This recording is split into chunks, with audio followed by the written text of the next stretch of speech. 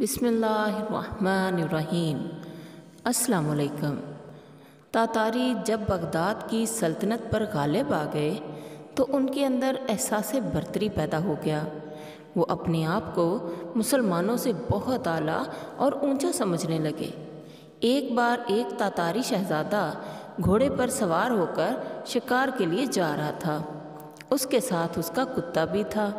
راستے میں ایک مسلمان بزرگ اسے ملے تو اس شہزادے نے مسلمان بزرگ کو اپنے پاس بلایا اور نہایت حقارت سے کہا، تم اچھے ہو یا میرا کتا؟ مسلمان بزرگ نے بھرپور اطمینان کے ساتھ جواب دیا، اگر میرا خاتمہ ایمان پر ہو تو میں اچھا، ورنہ تمہارا کتا اچھا۔ یہ جملہ اس وقت اتنا مؤثر ثابت ہوا کہ اس کے اثر سے تاتاری شہزادے کا دل ہل گیا۔ وہ اس ایمان کے بارے میں معلومات حاصل کرنے لگا جس پر آدمی کا خاتمہ نہ ہو تو وہ کتے سے بھی بدتر ہو جاتا ہے۔ اس تلاش کا نتیجہ بالآخر یہ نکلا کہ وہ تاتاری شہزادہ مسلمان ہو گیا۔ سبحان اللہ۔